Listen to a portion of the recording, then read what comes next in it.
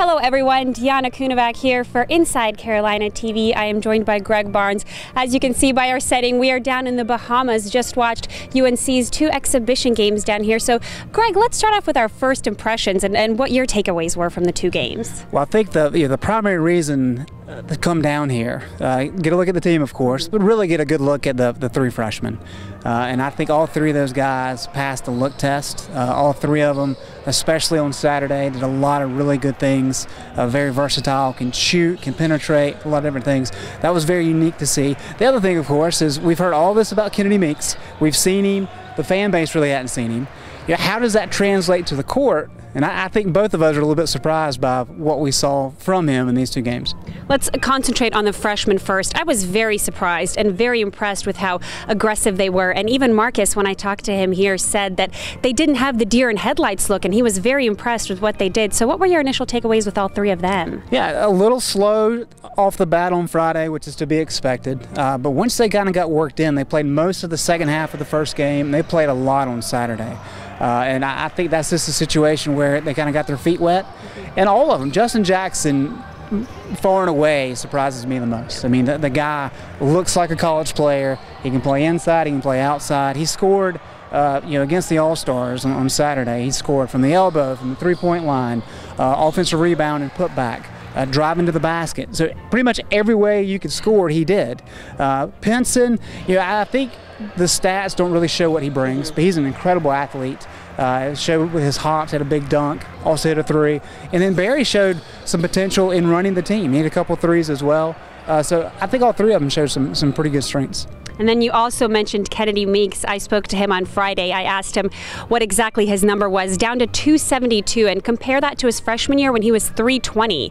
Kennedy Meeks, give me your diet tips here. So what were your impressions with him as a player as a whole? Well, as we joked about on Friday, when you're out there and you're watching him, it's hard to kind of spot him. Yeah. You're used to seeing this big body. He's not that anymore. And him and Isaiah Hicks fans have the same haircut and they have the same build now, and it's very confusing. Right, and Hicks has picked up weight too, so they are very similar.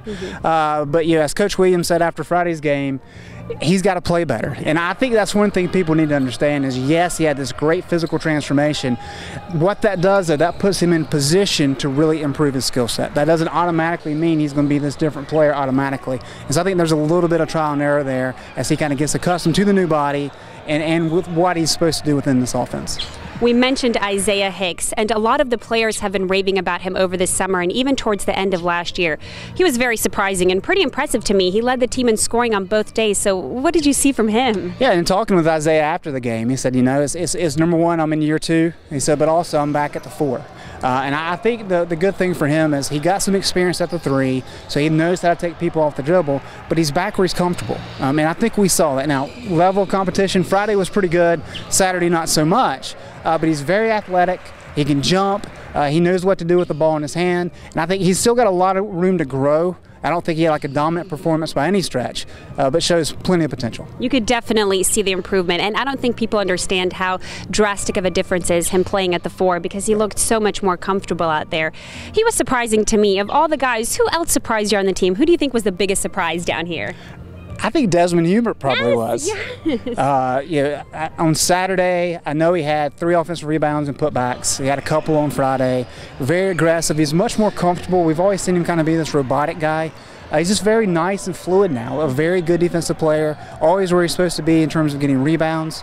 He's not going to give you a whole lot offensively except off the glass.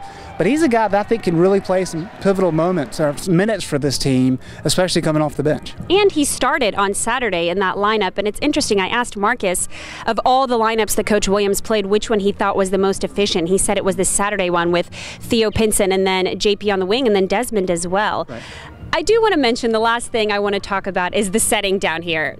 Really terrible, number 1. The music is kind of good. Yeah, but I talked to Marcus after that first game and after the second game, and what happened with the first game, and he said that, and I quote, it was something like, it's hard to go from swimming and going down water sides to playing games. And it's true, the focus down here is a little shifted. So what kind of setting, what kind of factors do you think the setting plays down here? Yeah, I think people didn't understand we're in August. Yeah. The national championship game was 4 months ago, so we have a long way to the next one. And so this trip, while it is about getting better and getting some practices in, it's it's really about team chemistry. And in talking with Roy Williams about that, he said, you go back to when I came down here with Hansbrough and Bobby Frazier, those guys were able to gel, and that carried through their first year. 2010 with Harrison Barnes, Reggie Bullock, Kendall Marshall, the same thing kind of happened. And he's hoping the same thing happens here. The guys had a lot of fun at Paradise Island, and I think that's the number one thing. Everybody wants to make a big deal about the game on Friday, understandably, but the games really are secondary to building that team chemistry and getting everybody on the same page. Marcus said the same exact thing. He said it was a great chance to see the freshmen, to put them in a game setting, to kind of get that deer in headlights look out of the way before the season starts. And even he said he read some of the stuff after the first game, and they were disappointed, but I think you're right. It's about the team bonding, and I think we definitely saw that from them. Yeah, I don't think there's any question. Even watching the game Friday, it's not like it was a bad team out there. UNC just didn't play well, and there's plenty of potential. We know what Marcus Page can do. We know what Bryce Johnson can do. And I think if the other guys come along and the freshmen play, this is going to be a really good team. And so I don't think you can look too much into that Friday game, but just really think of it as an opportunity to see these guys and then kind of get them prepped for the season. I agree. Well, that's going to be it for the IC crew. Thank you so much for joining us alongside Greg Barnes. I'm Dijana Kunovac down here in the Bahamas.